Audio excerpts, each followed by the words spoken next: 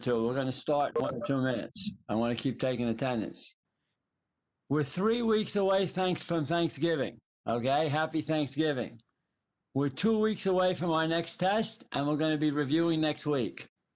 So one more time, a review next week for a test the week after, and the week after that is Thanksgiving.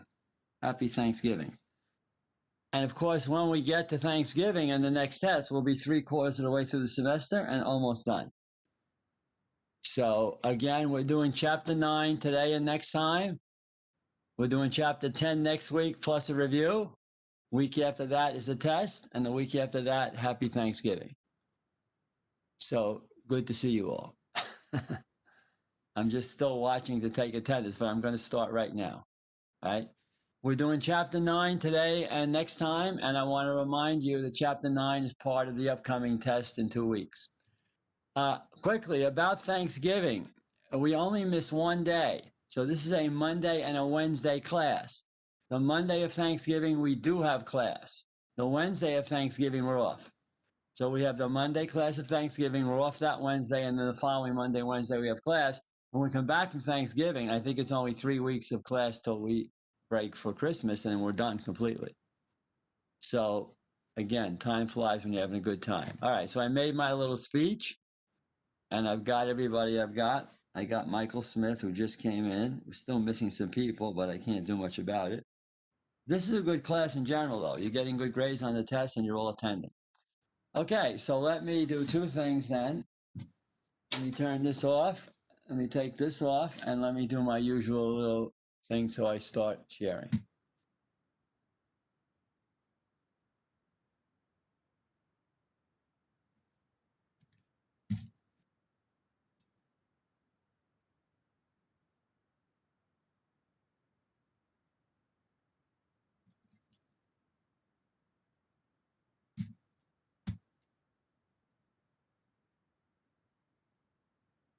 Okay, now let's see.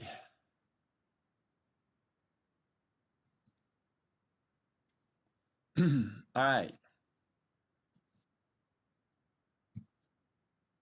Again, we're doing chapter 9 today, and this is, and we'll be finishing it, and we meet next time on Wednesday. And this is 1/3 of the upcoming test. Now remember, your whole grade is just those 4 tests.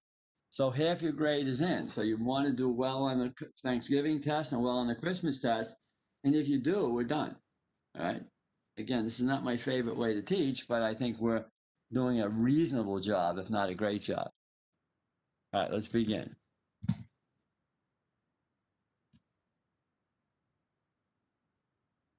Okay, shameless plug. Let me go back one.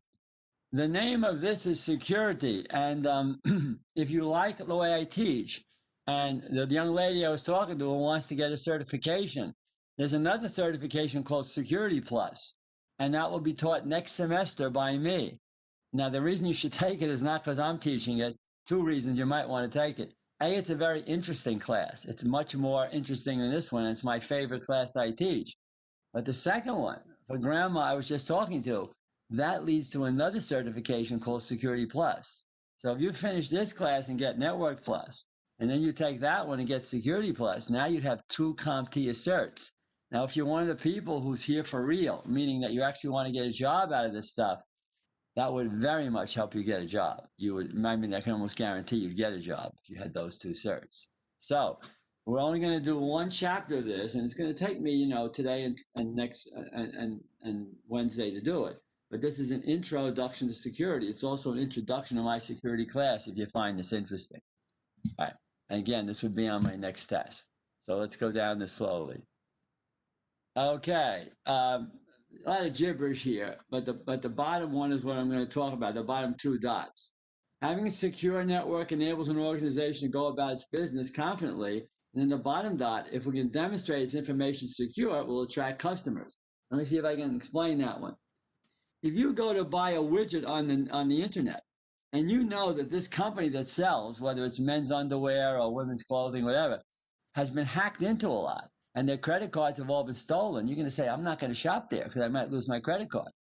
But if you're going to a website that you know is very secure and has never been hacked into, you're going to be confident to shop there. So having good security is going to attract customers. Or put another way, having crummy security and getting hacked into a lot is going to make people not want to shop there. So a company can demonstrate its information is secure is more likely to attract customers, partners, and investors. Security isn't only a good idea, it's a financially good idea. You're going to stay away from companies who have bad security, and you're going to shop at and patronize companies that have good security. If you can demonstrate your security is better than average, people will shop there. That's important. All we're doing here is something silly. We're going to do the bottom in a minute. But the network security policy must be a document, meaning that you can't just say, yeah, we have good security here. Not good enough. What are you going to do? Well, we're going to do this, this, and this. Still not good enough. Write it down. A network security policy is a document that describes the rules and for governing access. What are you actually going to do to be secure? How are you going to put security on there? Write it down in a document that's easy to understand, that's enforceable, and it clearly states what's going on. One more time, a security policy must be a written document of how you're going to secure your network. That's the point of this slide. These first few slides are very general, but we get into this, you're going to wish you hadn't. I mean, this is going to get to be a hairy lecture in a few minutes. This is just the general stuff. Okay, so part of a security policy is different aspects. So they're talking about privacy, acceptable use, authentication, internet use, and some other ones. But let's try to explain some of this. Let's say the internet use, well, let's start with authentication policy, the third one down. Authentication policy is how do you identify yourself? Well, I put a name and a password in. That's my authentication policy, right? Yeah, still not good enough. Name and password. How big is your password going to be? What size of it? How often do you have to change your password? So what are the rules for authenticating yourself? Do you need to have an ATM card? Do you need to have a badge? Or do you just need to type your name in? Authentication policy. How do you identify yourself when you log in? Name and password. How big is the password? How often do you change it, etc. Let's combine acceptable use and internet use. I work in an office and I have internet access. Can I use the company internet to shop? Okay, maybe you can. At lunchtime, you want to buy some underwear, you can do it. Well, can I use the internet to shop during working hours? Gee, maybe not. We're paying you a salary. We don't want you on salary during working hours cruising the internet. Can I watch YouTube videos? Maybe at lunchtime you can. Well, gee, can I watch YouTube videos all day while I'm supposed to be working? Probably not. That's acceptable use and internet use policy. What can you do and what can't you do? Can you shop during lunchtime? Maybe you can, maybe you can't. Can you shop during working hours? Well, that might be prohibited. And if you're caught doing it, remember they can identify who's going on. They may say, look, we're reading our logs and we found out you were watching some great YouTube videos every day from 2 to 4 o'clock. Well, you're on the clock, you're getting paid. Well, you're fired. See what I mean? But those are part of the things that would be part of security policy. What can you do? What can you not do? What's the authentication rules? And I'll do one more. I'm leaving some of these out, but I'll do one more, and that's the data protection policy. How do I protect the data? Well, of course, I'm going to protect the data. Well, how? I'm going to back it up. Great. Are you going to back it up every day? You're going to back it up once a week? You're going to back it up once a month? How often are you going to back up? Well, I'm going to back up this day and that day in the morning, every morning at 2 o'clock, etc. Virus protection. Yeah, I'm going to protect against viruses. Really? Well, how are you going to do it exactly? Which virus protecting software are you going to use? How often are you going to update that software to make sure you have the latest stuff? You see what I'm getting at? So the exact method of backing up, how often, how frequently, the exact method of virus protection, and the exact method of disaster recovery. Is how would I recover from a backup? Those would all be part of the data protection part of the security policy. The security policy is a written document. It would include things like acceptable use, internet use, how do you authenticate, name and password, how do you protect the data, and it would include all the other things. I just don't want to talk about them. So it would be a detailed document of how I'm going to protect, how I'm going to authenticate, what I'm allowed to do, what I'm not allowed to do, et cetera, et cetera. Do you see why now that security isn't something somebody does in their spare time? You might want to have an actual security employee whose full-time job is security, because there's so much to it, right? All right, let's move on slowly. Remember, I have all day today, lecture today, and all day on Wednesday to cover this chapter, and some of this stuff will be on the test in 2 weeks. Okay, we're going to talk about levels of security. Now, we're about to talk about high and moderate levels of security. But before we do it, we're going to talk about this. How do you decide how secure you have to be? Well, there's a whole bunch of things from what must be protected from whom, etc. But the main thing that of all three of these, or all six of these, is this middle one. The cost associated with security being breached. Now, let me see if I can give you an example. If you're Chase Bank or you're the stock exchange, if there's a breach, it could cost you millions of dollars. Now, if you're a small company and there's a breach, it could cost you tens of thousands of dollars, but not millions. Now, if they breach you personally, you might be devastated and be out many thousands of dollars, but you wouldn't be out millions because you don't have millions. See what I'm getting at? So what's the cost associated with the data being breached and data being stolen or lost? And the idea is this. Listen up. If you're protecting millions of dollars, you're going to spend a lot of money on security. If you're protecting $10 or $20, you're going to spend very little money on security. And if you're protecting a few $1,000s, you're going to protect some money on. For instance, you wouldn't spend $100,000 to protect 10,000, but you might spend $10,000 to protect 100,000. You see the difference? So, what are the costs associated with if you had a security breach? And that will decide what level of security you're going to put in. Again, the middle one. What costs are associated with you being breached? What would you be out? And if that happened, and to talk about a lot of stuff. What's the likelihood of disaster? Are the cost of implement security and trained personnel outweighed by the need? There's all kinds of details, but it comes down to cost and what you're protecting. All right. So here we go. Highly restrictive. That's the first one. That means you're going to encrypt all the data. You're going to have a very complex password. You're going to, detailed auditing means you check on everything all the time and you have people checking constantly. You monitor your computer and network access. Intricate authentication. You need a name and a password, and maybe you need a thumbprint. See what I mean? So you have a lot of intricate and very expensive authentication policies. Security policies in general. And that's mucho dinero. It's very expensive. Would you ever use this? Absolutely. When? If you're protecting a bank. If you're protecting the stock exchange. See what I mean? If you're protecting a financial institution, you might want to spend hundreds of thousands on security because why? If it was breached, you'd be out millions. And so it's worth it. So highly restrictive policies are in places where a breach would cost you a lot of money. Like what? Like a bank, like a financial institution, like maybe the stock exchange. You would pay a fortune for security, and they do. And they do. End of lecture, right? Let's go slowly. Moderately restrictive is what most people do. And what does that mean? You're going to use a password.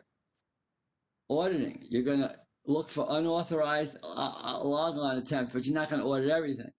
You're going to audit misuse of network resources, and you're going to try to get rid of attacks. The bottom dot, you're going to use moderately priced off-the-shelf hardware and software. You're going to have firewalls. You're going to buy them. And you're going to have to put some access controllers. But you're not going to go overboard. You're not going to spend millions. You're going to spend thousands. That's moderate restrictive security policies. And that's what most companies do. Will they spend thousands on security? Absolutely. And why? Because if they lost their data, it might be tens of thousands or hundreds of thousands. They're out. So it's certainly worth spending some real dollars to protect. Not millions, because you're not going to lose millions. You're going to spend what you need. That's the most likely. Now, here's the tricky one. They call this next one open security policy, but this really means least restrictive. This means very, very little security. You're going to have simple or no passwords. You're going to have unrestricted access to resources. You're going to have no monitoring. Well, what's the advantage of this? This is super cheap. This costs almost nothing. But what's the problem? It results in almost no security. When would you do it? Well, if you don't have anything important to protect. If the main goal is to make access to network resources easy, if you're keeping sensitive data on workstations that are backed up, et cetera, et cetera. In other words, if I lost this data, I got a copy somewhere else, and so what? Well, if that's the case, then don't worry about security. Don't spend a lot of money to protect data is not important. Spend a lot of money to protect data is important. So here's the three. Highly restrictive, protects valuable data, very expensive. Moderately restrictive, what most people use, protects mediocre data and medium expensive. And open security policy is really least restrictive. Doesn't protect much. What's the one advantage to it? Dirt cheap. You know what I mean? Why spend any money if you're not protecting anything important? Those are the three levels of security. I think they're pretty obvious. You have to know them, yes, but I shouldn't have to go over these a million times. And you see the logic behind it. It's going to get better or worse depending on how you want to look at it. It's either going to get more difficult or more interesting in a few minutes. But we have to do this. And I probably won't do this lecture over and over again. So when we meet next time, I'll probably pick up where I left off. We'll see how far I get, or I'll repeat some of it, but not the beginning stuff. Okay. But again, know the three levels of security. Okay, now this is what I call an intro slide. It says, we're going to talk about viruses at the very end. We may get to that today, we may not. We're going to talk about backup procedures, although that we're going to talk more about in chapter 12 and 13 for the last test.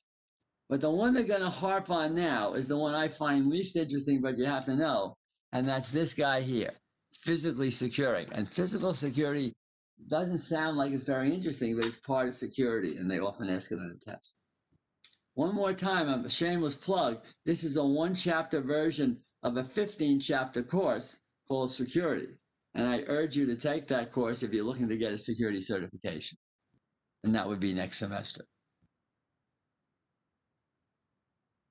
Okay, so that quote by the little line there where it says a common quote is, if there's physical access, there's no security. Here's what they mean by that. Could I hack in and steal your data by coming into the internet? Sure, I could. And you got to worry about that. We'll talk about that later. But what if I could simply walk in, take your laptop in my grubby little hands and walk out with it? Now I've stolen your data in a different way. All your data is on your laptop. You were in the bathroom or the bedroom and I walked in and snuck out with your laptop. I stole it. So if there's physical access to the laptop or the equipment, there's no security. That's true of servers. That's true of computers. That's true of all kinds of switches and hubs. So the first thing you want to do for security is physically restrain me from getting to the data. Don't let me be able to steal it in my grubby little hands. And we have about 5 slides on this. And you have to know them, even though they're not that interesting. But this is not difficult. The best practice is to secure your network from physical assault. So the room that put the servers in a dedicated room, in a locked dedicated room. Now, when I first started working in this field, you know where they would put the server? In the janitor's closet. And when the janitor was making up the liquid to do the floor, he might spill it on the server. Well, those days are long gone. We don't put the server in the janitor's closet. We put the server in a locked room. The cuidado is the word locked. We lock the server away. Why? We don't want bad guys getting access to it. If a suitable room's not available, put it in a cabinet. But what's the cabinet got to be? Cabinet's got to be locked. Okay? You never have a server sitting out in front of the class, sitting out in front of the office. It's always put away in a cabinet or a room completely locked. So now, the IT people have complete access to the server, but the average worker should not. The average worker should not be able to get to the file server. Okay? We're going to talk about the adequate cooling in a minute, but just know that physical access is locking it away. Now, that should be the lecture, right? Not quite. We got a lot more to do. Watch carefully, all the geniuses. Okay? Wiring, the little dot and the second dot down, wiring should be inaccessible. Now, in the old days, they took the wire and put them along a baseboard. You know, you do a wire from my computer to yours, just went along a baseboard. Well, what's the problem? I can hack into that. So now the wiring does come from my computer into a wall plug. But from behind the wall, I'd have to drill into the wall to get to it. So it's inaccessible. In other words, I can't get to the wiring. It's behind the wall, behind the panel. Okay? So we want the wiring to be away. We want and the next slide is going to talk about switches and hubs should be locked away. And we also should worry about the servers being locked away. None of those should be accessible to the average person. We're done, right? Not quite. Okay, this one is one of my favorites. Servers can generate a lot of heat. Lack of cooling can damage it. If you have to work in your undershirt, nobody cares. You know, it's a hot day, you're working in your undershirt, dripping sweat, no problem. But the servers can't do that. The servers have to be in air conditioning. So wait, you're going to air condition computers and let me sweat like a pig? Is that fair? Well, here's the problem. If you work in a sweaty area, you'll be uncomfortable, but you can still work. As soon as the servers hit 90 degrees, they might start to fail. So servers generate a substantial amount of heat. They need adequate cooling. Lack of cooling can damage hardware. The servers and the hubs and the switches all must be in a cool area. By the way, cold won't hurt them. They can be in 5-degree temperature. That's okay. But they can't be over 90 degrees. So the servers have to be cooled, more importantly than you being cooled. The second dot, power. This isn't necessary, but it's a good idea. If you lose power to your workstation, you're off the network. So what? Grandma and grandpa over there still has power. He and she is still on the network. But if the server loses power, everybody who's there can't access that server. So we want to make sure that servers are on a separate circuit where they get plenty of power. We don't want that someone turned a microwave or a toaster on and blew a fuse or blew a circuit breaker and the server went down. If they blew a fuse and circuit breaker, the circuit breaker they blew shouldn't affect the server. So the server should have its own power and its own cooling. That's very important. And the last one, if you're forced to face the servers in a public access, you want to lock the cabinet. So there's really 2 or 3 things with servers. They got to be locked away somewhere, in either a locking cabinet or a locked room. They got to have their own power because, even though they don't really have to, if the server loses power, everybody can't do something. If you lose power alone, you can't do something everybody else can. So the server is the center of the network. And then also they have to be cooled because servers are very prone to heat, and if they heat up, they'll fail. We're still talking about physical security. Okay. Now, another one very important at the top. I understand why you got to lock away the server, but the routers and the switches, they got to be locked away too? Well, yes, for several reasons. First of all, you know what's on a switch, and you had a brilliant teacher. MAC addresses, switching table, right? What's in a router? Routing tables using IP addresses, right? If configuration changes made to routers or switches can have disastrous effects. What happens when it goes to you? It goes to your IP address, and then it's switched to your MAC address by what? By something called ARP. Well, and it also goes from MAC address to your to the port number on your server by the switching table and the switch, which has MAC addresses to port numbers, right? If I alter the ARP cache or I alter the switching table, I could send frames addressed to you and route them to me or send them to me. I could send packets that were supposed to go to you and reroute the packet coming to me. Why? I could alter the switching table in the router, or I could alter the routing table in the router, or I could alter the switching table in the switch. If I could do that, I could thoroughly screw up the network. Configuration changes made to routers and switches have disastrous effects. So, do I need to have routers and switches? Yes. Should they be available to anybody? No, they should be locked away so the bad guys can't get at them. All right. Routers and switches contain critical information. A user with physical access to these devices needs only a laptop or handheld to get into the router or switch, reconfigure the router or switch so that every time frame's supposed to go to you, come to me, packet's supposed to go to you, come to me. I'm stealing your data because I reconfigured the router or switch because I'm a hacker or cracker. One way, now by the way, you can get in several ways, so there's ways to get in. But one way, that's the easiest way to get in, is to just go right up to it and plug into it. That's what you guard against by not letting the riffraff. Now again, routers and switches are fully available to who? To the IT people in your company. They need to have availability. But the average person walking around the hallway should not be able to get to it. Why? Because the room is locked and only the IT people have locks. So you see, we had about a 20-minute lecture here on physical security and why it's important. We want to protect against hacking into stuff. want to protect against stealing something by physically doing it. That's not the whole lecture. We got a lot of other stuff to do, but okay, it's 3:40. Yeah, we'll go till about 4:10 or 4:15. So we'll be out of here, and we're going to finish chapter 9 by our next lecture.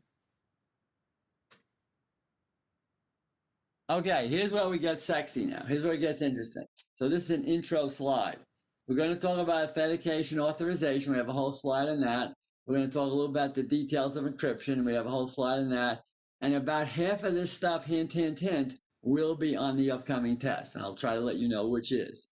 We will have a formal review at the end of next week, but this is when we're covering this. And 1/3 of the upcoming test is this chapter. And we're going to talk about all these things. And this is the lecture from hell, the malware lecture. If I get this in today, fine. If I get it in Wednesday, that's fine too. We just got to get it in. And this, to me, this stuff coming up now, this is real security. Let's begin. The top dot. On my test, understand the difference between authentication and authorization. So let's begin.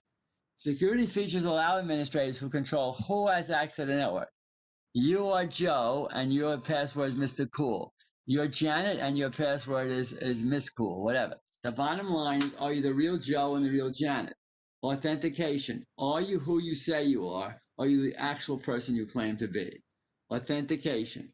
Are you who you say you are? Are you the real person, and who are you logging in as?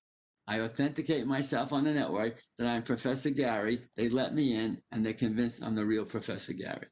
Okay, that's authentication. Now, how is that different than the second one? What's authorization? Well, Joe, when you got on, you're the accounting manager. So you know what you can do? You can see all the accounting files. One more time. Joe is authorized to look at the accounting files. But Janet, you're the sales manager, and so you have control over the sales file. So Janet is authorized to alter the sales files, whereas Jim is authorized to alter the accounting files. Authorization. What files and folders are you authorized to view, and what files and folders are you authorized to alter or to write to?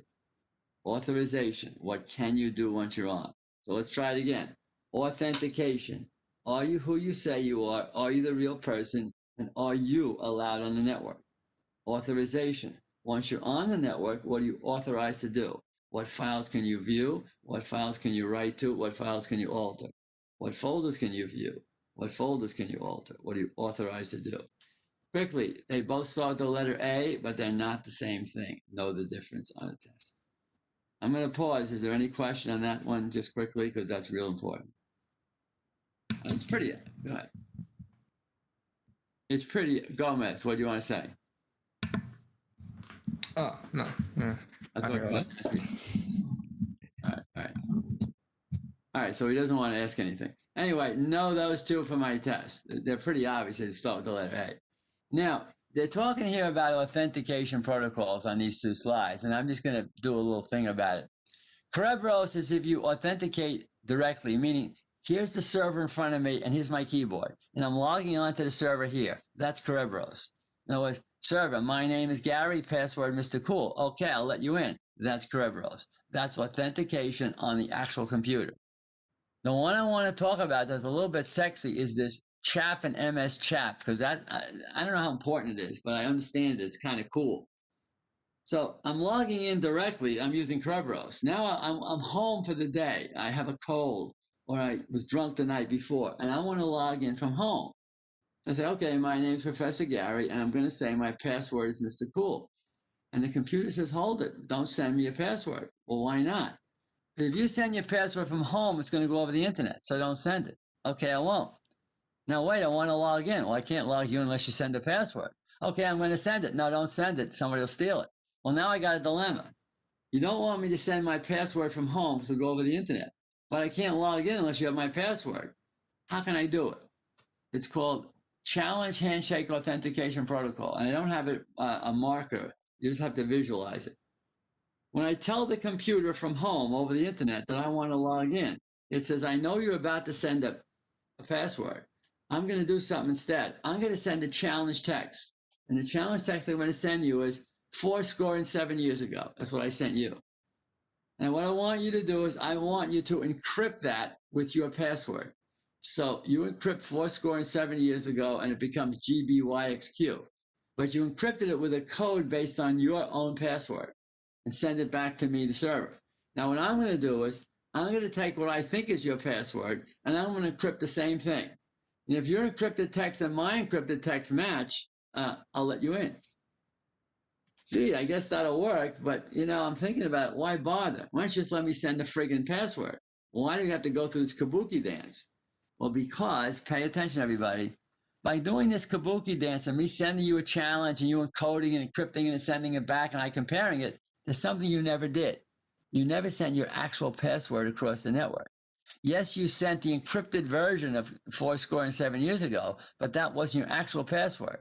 Your password stayed with you and stayed with me. The password never crossed. This crazy conglomeration crossed. So could somebody capture the encrypted text? Yes, they could. Could they use the encrypted text to figure out my password? Very unlikely, very unlikely. If I sent the actual password, they could capture that. If I send the encrypted text, it's very unlikely that capturing the encrypted text would lead to the password. So here it is. MS-CHAP and MS-CHAPS2 and all this other junk is used for what's called remote authentication. Would I do this if I'm in the plant logging on directly? I could, but it would be a waste of time. It would be a complete waste of time. The only reason I want to go through this kabuki dance is because I'm logging in remotely. So you say, you mean they went through all this just to do remote log on? Unfortunately, the answer is yes. One more time. Kerberos is for a local log on. I'm in the plant sitting with my ample rear end in front of the computer. I want to log on. That's Kerberos. I'm sitting home in my pajamas and I want to log on through the internet. That's CHAP or MS-CHAP. Okay? I just thought I'd explain it because I understood it. That's a remote authentication, meaning across the network. I don't want to send the password. You say, well, look, that's a lot of extra work. You're really willing to do all that? What'd you get out of it? I got the fact that I didn't have to actually send the password across the internet. Is it worth it? If they didn't do it, I mean, it is worth it. People do this. Now, they've replaced MS-CHAP and CHAP with EAP and all this other gibberish. I'm not interested in that right now. I'm interested in you understand the difference between them. And again, look at the top dot before I just move on. On my test, no authentication, authorization, and don't mix the two up.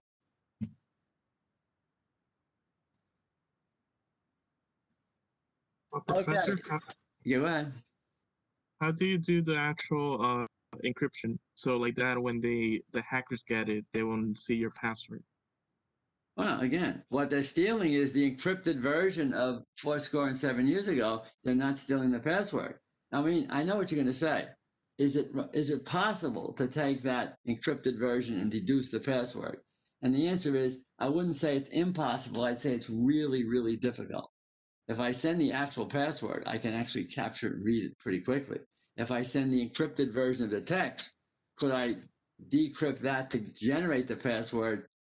The way they do it, it'd be very difficult to do. You know what I mean? The whole purpose is to not have you send the actual password. How would you do the process of the encryption?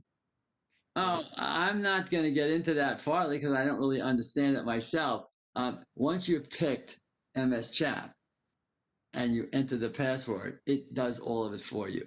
Meaning the algorithm that does it does the encryption for you. And the guy on the other side is using it. He's using your password. It does the encryption for him. It does the comparing. So it's a built-in mechanism of programming that MS-CHAP and CHAP does. The reason, by the way, there's two versions, version 1 and version 2, is exactly what you're hinting at. Version 1 was good, but I think somebody actually did decrypt it. So they said, okay, it's a good idea, but we didn't do enough. So in version 2, they used some mother-stickingly more difficult encryption algorithm that's really, really hard. They just said, okay, somebody got through to this. Let's just amp up our game. We'll use a bigger, longer key. We'll use a much more complicated algorithm, and we'll encrypt the hell out of it. And now this one they haven't cracked, I think. Right? I hope that answers your question. The question you should be asking is why do it? And the why do it is to prevent you sending the password over the internet. You would never do it locally. I mean, you could do it locally, but it's a waste of time because nobody's going to steal the password from your keyboard to your computer. but they might steal the password over the internet to your computer. That's when you want to do it. Thank you, Again, one Professor. other thing for everybody, we're trying to get concepts here. The lady who talked to me at the beginning, this whole thing is identifying technobabble. So, we went through what's a MAC address, what's an IP address, I hope you understand how it works. But if you can understand what each thing is, that's really the secret to this course.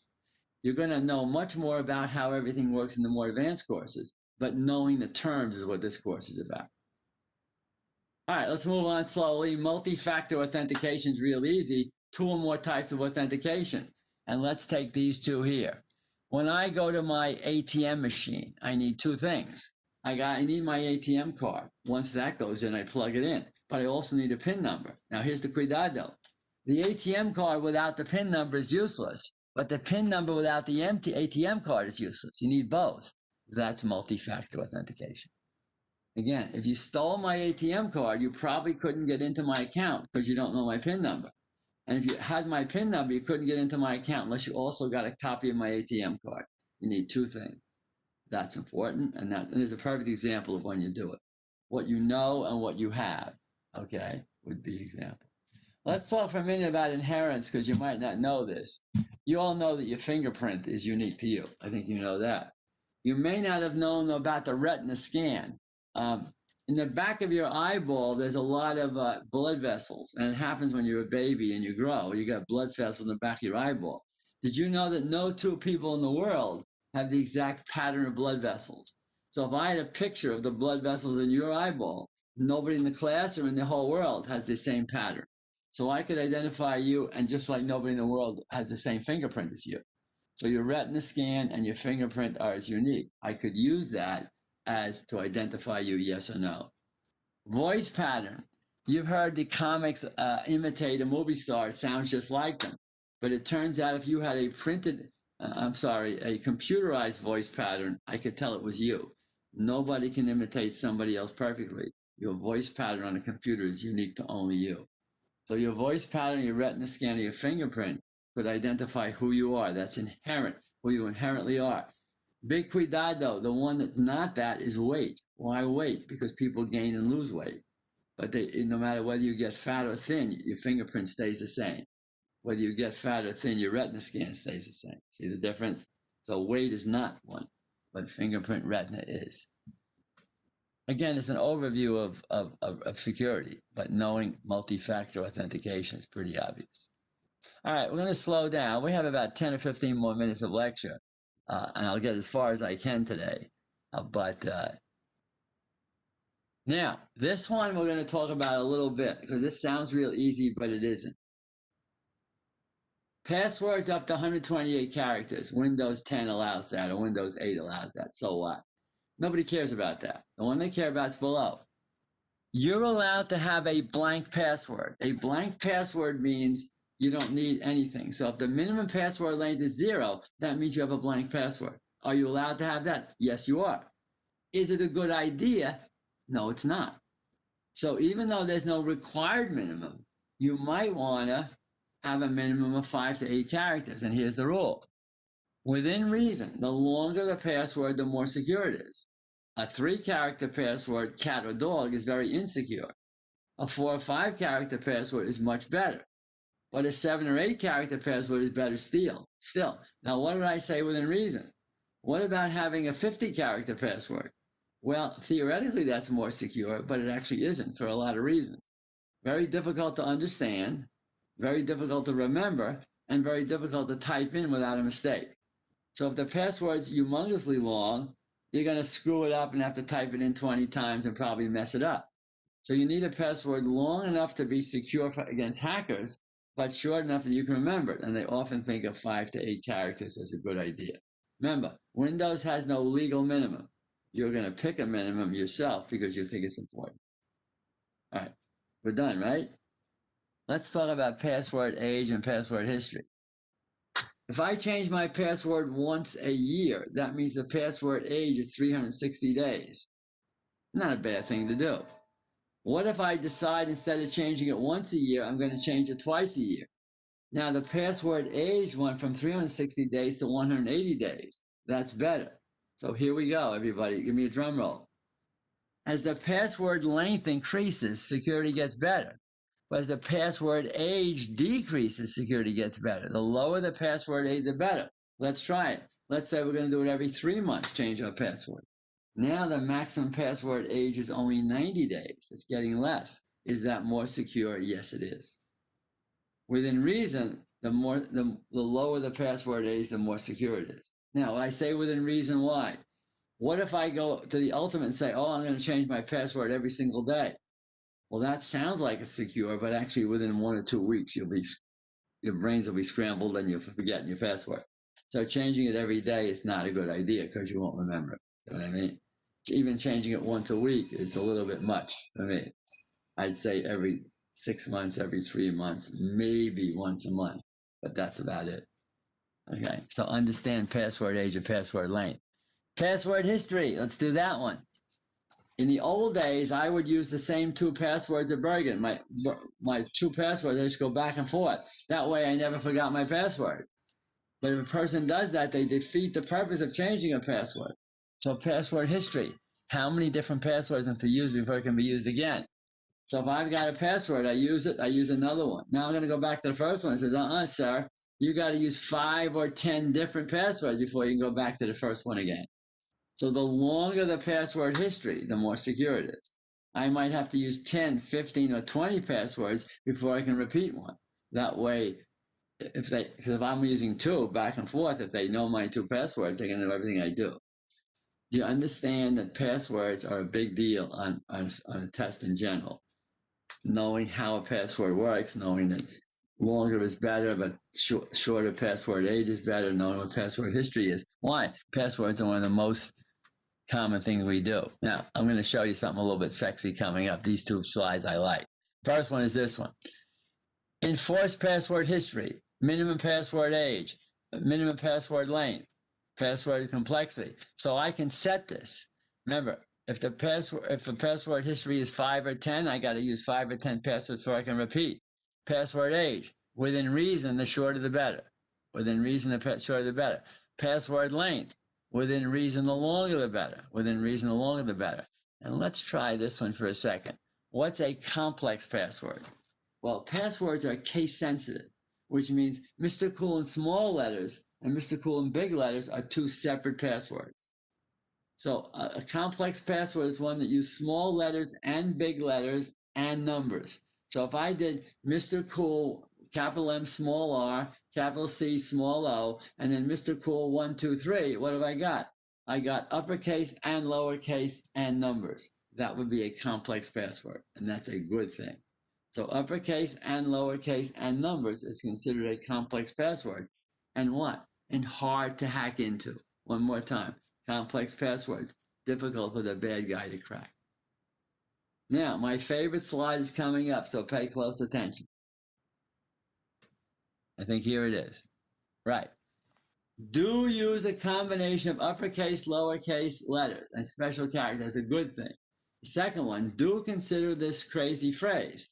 Now, see that crazy phrase, networking is cool. What did I do? I purposely misspelled networking. I purposely misspelled cool as COO1. And this is not the word IS, is exclamation point S. This is considered a very good password. Why? Because even though your mind remembers as networking is cool, there are no dictionary words in it. Look at this. Don't use common dictionary words. Don't use your passwords based on your login name or your family name or your wife's name or your grandmother's name or your dog's name, because people would know that. So don't make it so complex you'll forget it.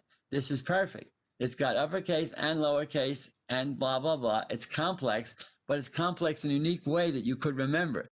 We purposely misspelled networking in a funny way to make sure it's not a dictionary word. We purposely didn't use the word IS. We did that. And this is not cool. It's COOL1, but you read it as cool. That's a very good password. It's very hard for the hacker to hack into, easy for you to remember, and it does use uppercase and lowercase and numbers, and it does not use common dictionary words. That is a good password. What is complex? Uppercase and lowercase and letters you need 3 out of 4. So if it's got uppercase, lowercase, and numbers, that's okay. Uppercase, lowercase, and punctuation marks, that's okay too. But if it just has uppercase and lowercase, that's it. It's not complex. So that slide is one of my favorites. Now, you might say something else. Geez, very interesting, Professor, but why are we spending all this time on passwords? Well, the name of this is security. And what's the most common thing you use to get in is passwords. And it's not going to tell it in this chapter, but in other books, it talks about passwords are not the best way to do things, but password is the most common. So we do want to know a lot about passwords and how they work. Again, this is not a security course, but this chapter is called security.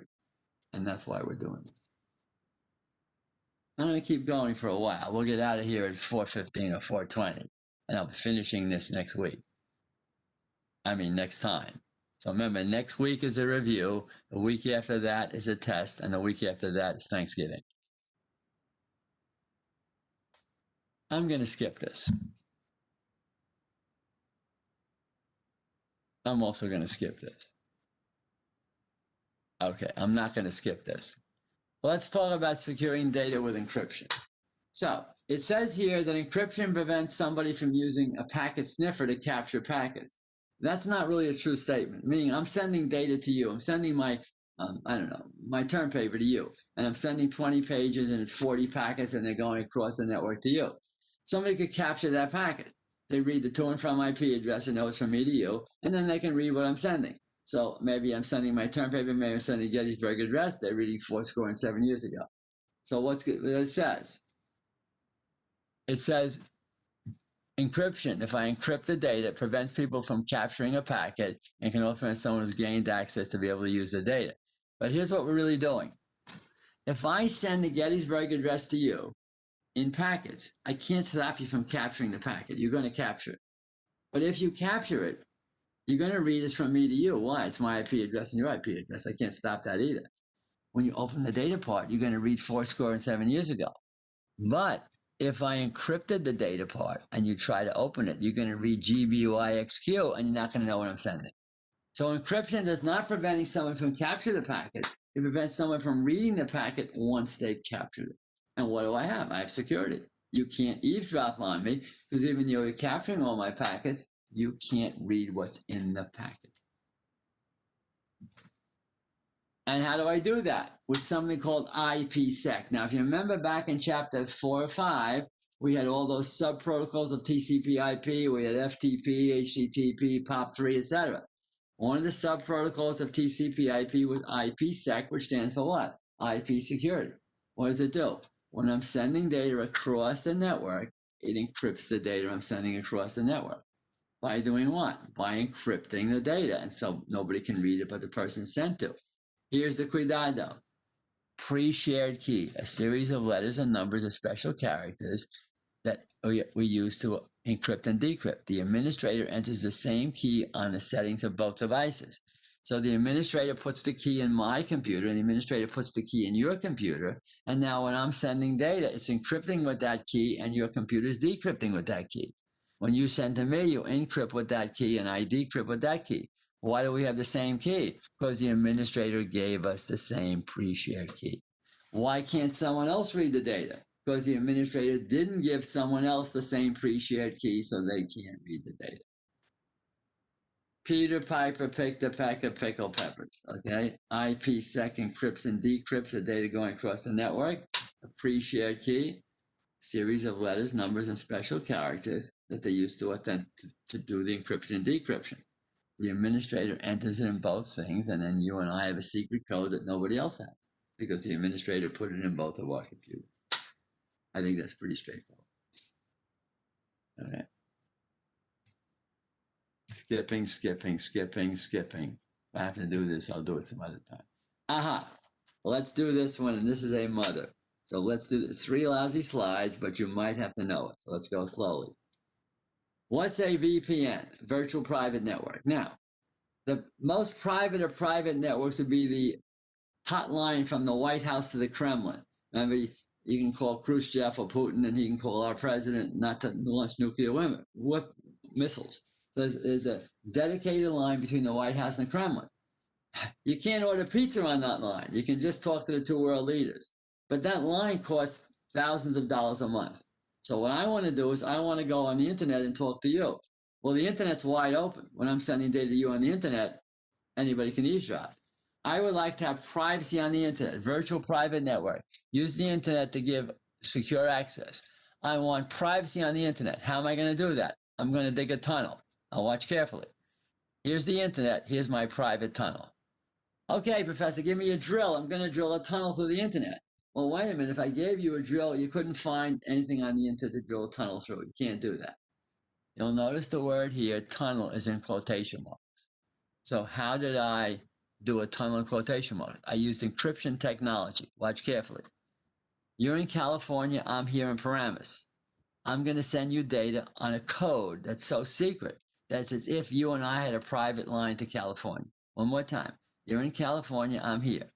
Our code is so good that's as if there was a private line between you and me in California. Is there an actual private line? No. There's a virtual private network. And I use a tunnel. What is a tunnel? Is it a real tunnel that I drilled? No, it's an encryption that's so good that it is as if we had a tunnel. Lecture's over, right? No, not quite. How do I get that tunnel? I have to use, give me a drum roll, I have to use what's called a tunneling protocol. Windows supports 3 implementations of a VPN. So let's try the first one. PPTP, what does that stand for? It's a point-to-point tunneling protocol. What's a tunneling protocol? It's a protocol that says you and I will use a secret code, and that code will be so good that if someone else does it, they can't. Now, there's a little bit of a problem with that. Let me try to show you something. Let's say you and I are using PPTP, and you are using PPTP, and you are using PPTP. Well, why can't I just eavesdrop on you and you eavesdrop on me? And here's why. When you and I are using PPTP, we have our own code.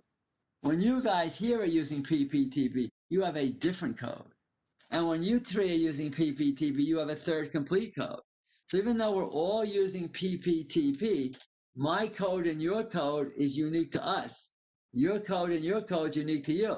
So even though there's 20,000 people using PPTP, no 2 of them can eavesdrop on the other ones. See what I mean? You and I have privacy with our code. You guys have privacy with your code, and you have privacy with your code.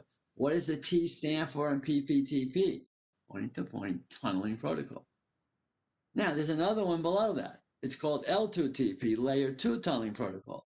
What's the T stand for? It's another tunneling protocol.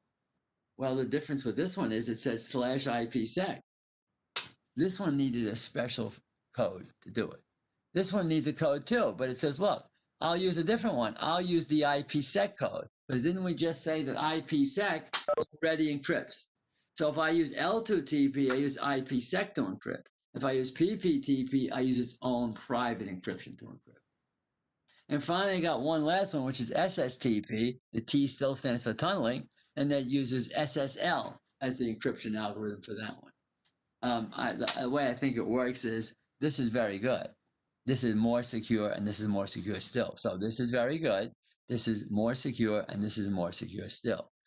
The key is the word T. The T stands for tunneling protocol. What's a tunneling protocol? It's this. It's the tunnel being created. The tunnel by using encryption. So do I need a tunneling protocol? Yes. I need either PPTP, L2TP, or SSTP. What does the T and those T stand for? A tunneling protocol. Peter Piper picked a peck of pickled peppers. Okay. I just want to see where I'm going. I might do one more thing. I'm skipping all this crap.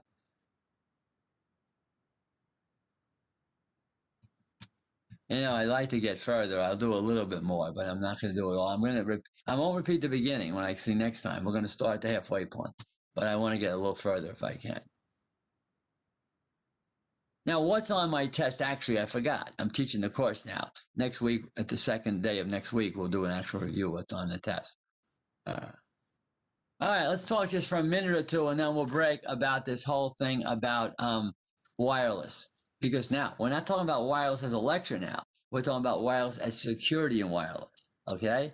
So, war driving is one of my favorite ones. I don't know if it's on my test or not, but it's pretty obvious. Well, let's say I'm in Bergen and I'm sitting in the cafeteria and I'm using a wireless access point. That's fine. I'm a student teacher at Bergen. We're using the Bergen access point. That's good. But supposing one of you guys, Joel or somebody, I decide to come to your house tonight. You didn't invite me. I decide to go in your driveway or your backyard, and I decide to tap into your wireless device in your house. Now, you didn't invite me over to do it. You didn't say I could do it. I'm just going to lurk on your sidewalk and do it because why? Your house has walls, but the wireless signal goes outside. War driving is driving around looking for unauthorized and open access points I could sneak into. Now, one more time. You didn't invite me to your house. You didn't say I could do it. But so what? I just walked around your neighborhood, found that I could hack into your access point and did so. The people who drive around or walk around looking for wireless LANs that I can get into. Now, if I do it at Bergen, that's not war driving. Why? I'm a paid employee and you're a paid student at Bergen. You're using it legitimately. If you go to your neighbor's house and use it, that's war driving, okay, without authorization. Quickly, why can't you say mushy stuff to your girlfriend on the CB radio? Because anybody can listen in. You say, well, I want privacy. Well, you ain't going to get it because on a radio, anybody can listen in. You can't do it. If you're doing banking on a wireless network, anybody can listen in. Now, it's true. It's in ones and zeros. It's not voice. But if I capture the packet or frame, I can know your password, your bank account number. So what am I going to do? I'm going to encrypt the wireless data. And we went through this before. It's backwards. WEP is a wireless form of encryption that's no good. It's been hacked into. WPA is a little better, but the best form of wireless encryption is WPA2. Let's do it again. WEP, an old-fashioned wireless encryption that's been hacked into, is very insecure and should never be used. What's WPA2? A really good current form of wireless encryption that can't be hacked into and is very, very reliable. Why do I encrypt? So you can't eavesdrop on my wireless transmissions.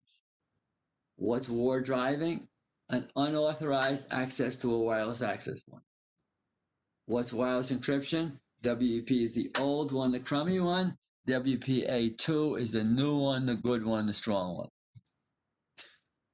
And the one more thing, and I'm going to stop for the night because I'm just tired. We'll finish this next time. Please don't miss the lecture, and this stuff will be on our next test.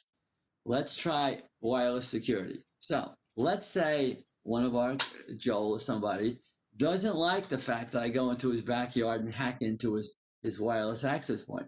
Is there a way to stop me? Well, there's several ways, but let's talk about MAC address filtering. If you decide that riffraff, your neighbors, are hacking into your wireless access point, here's what you could do. You could simply say, I'm going to put the illegal MAC addresses. So here's what happens. Let's say it's Joel's house. He puts Grandma, Uncle Herman, and Aunt Gertrude all live in the house with him. He puts their MAC address in his access point, and he puts his own. So now if his device, Grandma, Uncle Herman, or Aunt Gertrude all try to access, the device says, yeah, I recognize your MAC address. Come on in. Now I sneak into your backyard, and I'm trying to hack in.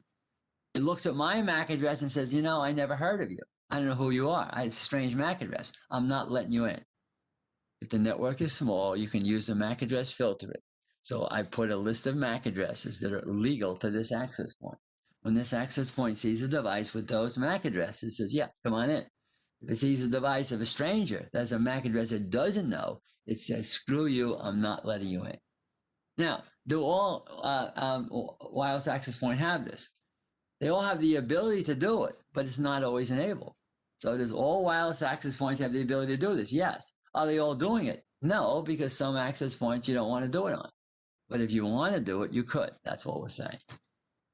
And the one more thing, and then I think we'll stop for the night because I'm tired, is the SSID. We covered that in another chapter, and I'm covering it again. That's the alphanumeric label. So remember what I said?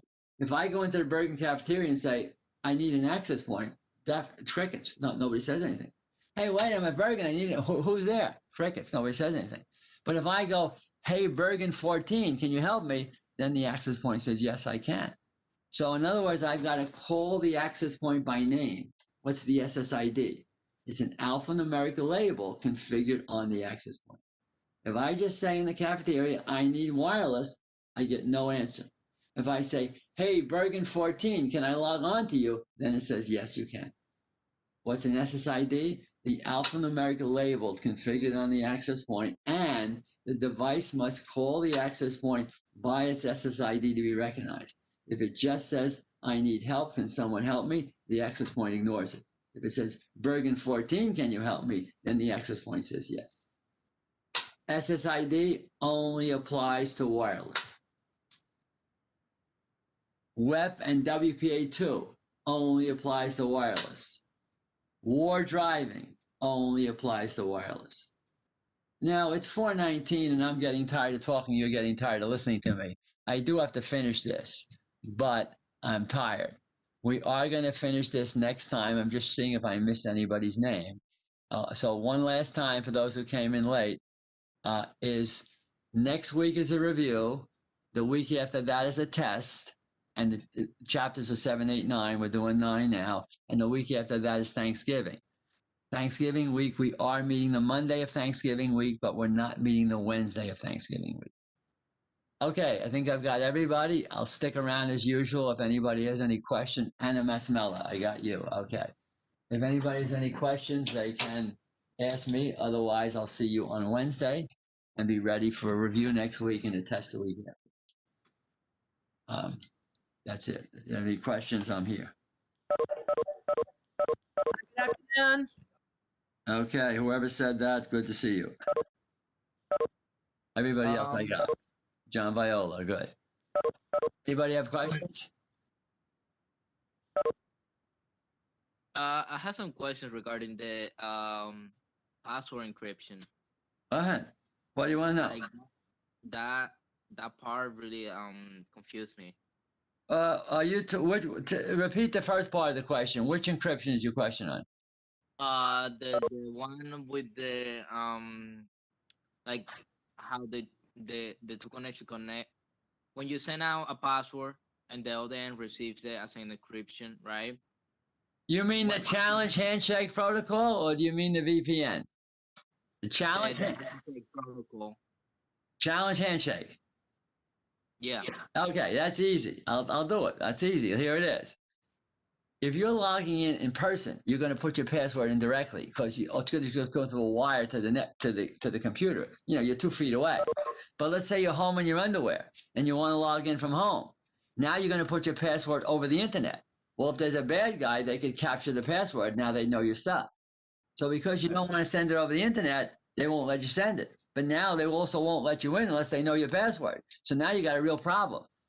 Don't send your password, but I'm not going to let you in unless you send it. What am I going to do? So now I go through this kabuki dance. I come up with a phrase. Now let's 7 years ago is bad. Let's say I do a poem, you know, Mice and Men or some poem. So I write some poem, the first line of a poem. I send it to you. What you do is you encrypt that poem with your password. Now, you don't have to do it mechanically. The challenge handshake does it automatically, okay? And then you send the encrypted version of it across. So instead of your password, Mr. Cool comes across, that poem encrypted with Mr. Cool comes across. Now, the server encrypts the same thing and compares the two. Now, what you're going to say is, why not just send the actual password? Because all they can capture is the GBXY, which is the encrypted version of 7 years ago. They don't capture your actual password of Mr. Cool. And while they could possibly use that to guess your password, it's very difficult to do that. Okay, so it's only done remotely. If you're logging in from here, you wouldn't bother because why bother to go through that kabuki then? Just put the friggin' password in. But if you're going over the internet, then you don't want to do it because somebody could steal it. That's the real. It's for. If you don't understand it, it's not important. Here's what you want to understand. It's only for remote logging in from home or from far away. If you're logging in person there, you wouldn't need it. All right. You see it? You see it? That's the difference. I understand now. Okay. Thank you. And again, nobody's going to ask you exactly how it works. This is all about this does this and this does that. So how and why it works, if you don't understand that, don't worry. This is when it's used remotely, not locally. Okay. Very good. Good question, though. Very good question. Thank you. Thank you. I just wanted to clarify exactly that because I wasn't sure whether. Muy inteligente. That's very good. Now I understood. Now I get how it Muy works. inteligente. That was an excellent question. Thank you. Okay, very good. I have a Okay, question to Professor. what is it? Um, sorry, I No, had it it's in my fine. mind and it's kind of lost it. So the access point, so you can get the list of MAC addresses. How do you go on your computer to do that? Do you use the command prompt? I know you probably mentioned it before. Well, first of all, two things. You have to get the MAC addresses of all the people in your house of their device. And I'm assuming they're using tablets or laptops to log in, or cell phones, whatever. So you need the MAC address of the tablet, laptop. Now, what I'm trying to tell you is all access points have the ability to do this, but most